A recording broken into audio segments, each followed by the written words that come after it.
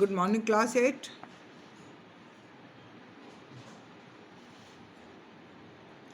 The correct use of pronoun, English grammar chapter 3. हम इसके rule पढ़ रहे थे. Rules for the use of pronouns. कहाँ ये सब्जेक्टिव केस में कौन सा वर्ड यूज़ होता है, वही वर्ड ऑब्जेक्टिव केस में है, फिर पॉजेसिव केस में है. तीनों में मैंने अंतर आपको बता दिया था. तो पेज 31 पर rule number 4.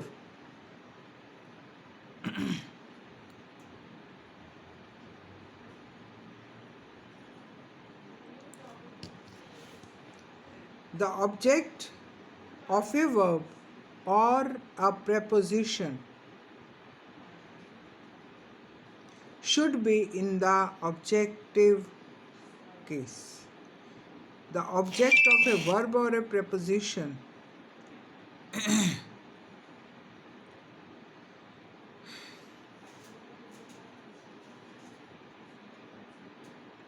should be in the objective case. For example, please let him go now. Let him आएगा ना, he नहीं आएगा. उसको जाने दो. he की जगह हम क्या लगाएंगे इसमें? him. Let her and me do it.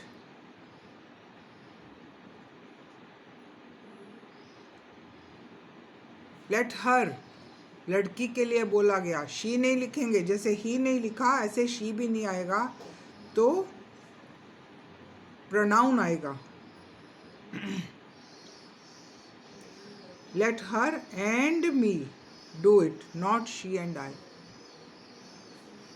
I and she ऐसे नहीं लिख सकते. she and I ऐसे नहीं लिखते ना बोलते हैं. ठीक है. me. None but me was present there. ठीक है. कोई भी वहाँ पर प्रेजेंट नहीं था सिवाय मेरे. अब मैं आई नहीं लिखेंगे, मैं आ जाएगा ना. मेरे सिवाय मेरे अतिरिक्त वहाँ पे कोई प्रेजेंट नहीं था. देन है there is no difference between you and me. You and I नहीं होगा, मी. ये लर्न करने की, सीखने की बातें हैं. आप इसको रूल को अच्छे से फॉलो करेंगे, समझेंगे. पढ़ के देखिए 2 बार, तभी आपको समझ में आएगा. He has given trouble to them and us, not they, we. ऐसे नहीं लिखेंगे he has given trouble to they and we. इसकी जगह क्या आएगा? them. उनको. they mean वे. तो हम हिंदी में भी अगर बात करेंगे तो हिंदी में भी यही बोलेंगे कि उसने उनको बहुत तकलीफ़ दी. उनको के लिए क्या लिखोगे? them. और हमें, us. वी मैंने हम, us मैंने हम, हमें. और वी मैंने हम प्लूरल में आ जाएगा, वो डायरेक्ट हो जाएगा. ये ऐसे नहीं लिखना है. वी की जगह अस लिखेंगे, पॉजेसिव केस में लिखेंगे.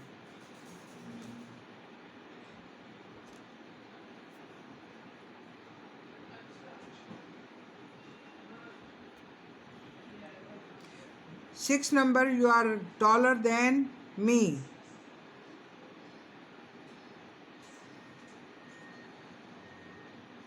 देन यहाँ पे प्रेपोजिशन है. ठीक है. तो मी ही आएगा.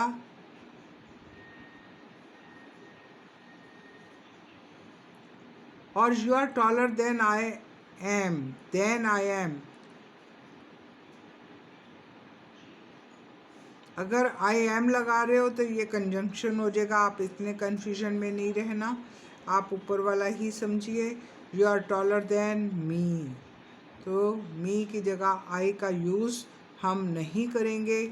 अगर आई लगा रहे हो तो फिर आई एम हो जाएगा, ये कंजंक्शन हो जाएगा यहाँ पे देन। तो फर्स्ट वाले को आप फॉलो करिए तो बेटर है, ये आपके लिए आसान है। फिर बड़ी क्लासेस में आप जब कंजंक्शन के नेक्स्ट चैप्टर में हम पढ़ेंगे कंजंक्शन का, फिर आपको ये बात समझ में आएगी। नेक्स्ट है इसका रिफ्लेक्सिव प्रोनाउन। रिफ्लेक्सिव जो है are used when the subject and the object are the same person,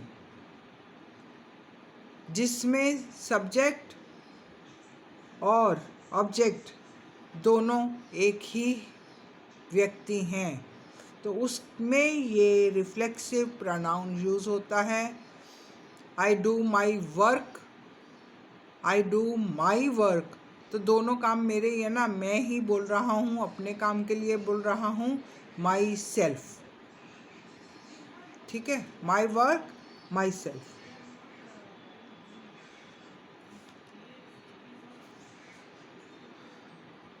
we clean our house, अपना घर हम क्लीन करते हैं।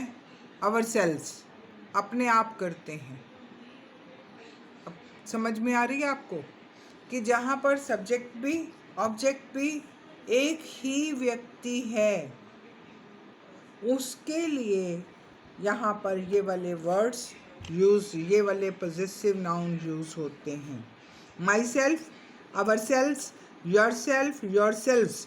अब सेल्फ और सेल्व्स में अंतर क्या है? सेल्फ इज एक वचन सिंगुलर, सेल्व्स एफ काट के VES, जैसे नाइफ को नाइव्स लिखते हो ना बहुवचन में प्लूरल में, ऐसे ही सेल्फ और सेल्व्स, ये अंतर है। Try to understand it.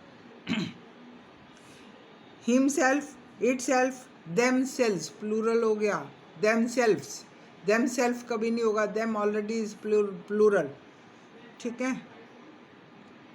Are used when the subject and the object are the same person.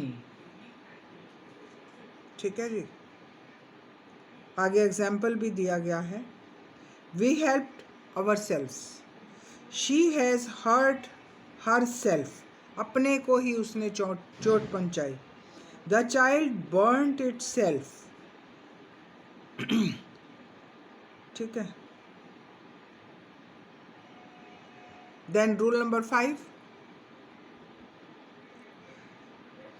The verb overeat, enjoy and avail are followed by reflexive pronoun.